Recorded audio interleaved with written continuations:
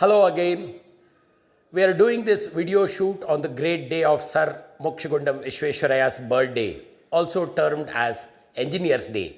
This is the 6th edition of Noise and Vibration sessions we are trying to bring out. In the last session, we looked into the data acquisition and recording methodology, the advances in digital recording and how TAQs have evolved. When we began our video sessions few weeks back, it was with an overall introduction to the domain of noise and vibration, even though the term noise appears first. But as the physics goes, it is the vibration parameter that is first as the instance, and noise happens to be the result or response. To complete this loop, it is the force that causes vibrations and in turn makes noise or sound. We are all well versed with the term sound, but I could almost say that most of us did not know that it is the same term in engineering or physics that would be called as noise. As such, there is absolutely nothing that differentiates these two terms, be it in the terms of representation, units, or usage.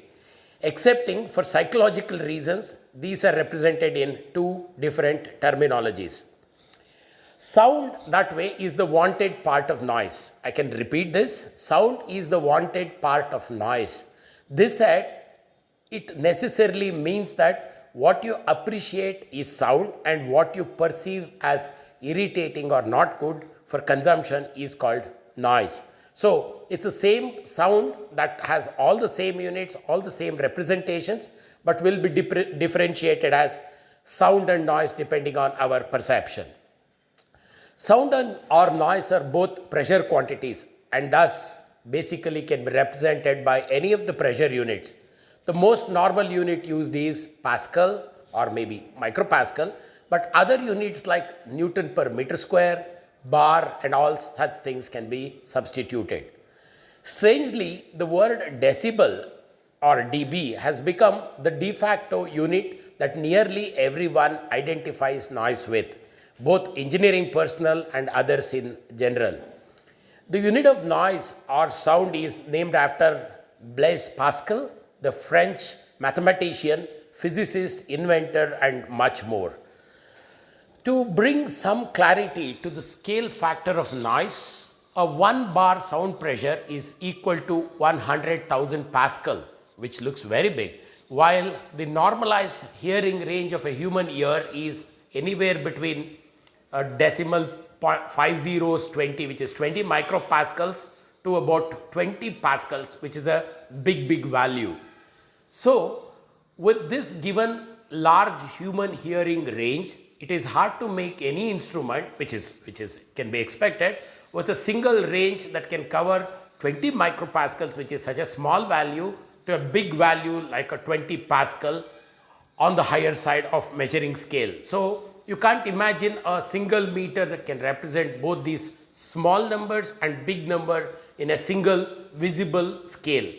Thus, the use of logarithmic and dB scales came into being. One trite reason is being able to compress this huge scale of 20 micropascal to 20 pascals in a manageable or in about a manageable numbers. dB, the decibel representation, is a derivative from the base unit of Bell, named after the famous Scottish scientist Alexander Graham Bell. I think we all know Graham Bell, and later we also know this one famous company named after him called as AT&T Bell Labs.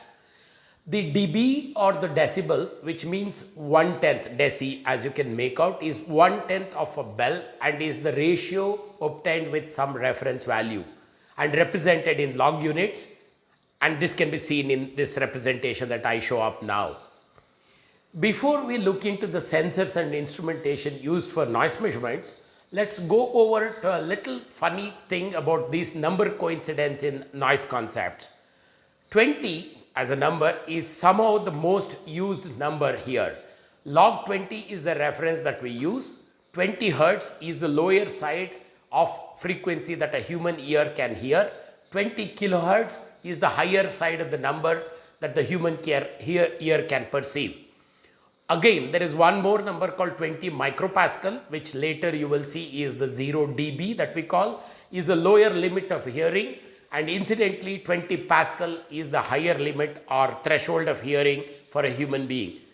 There is one more funny thing, that a person's best hearing gauge is around 20 years of age. Around that time, the body is well devised and well equipped to hear the noise in the most proper way.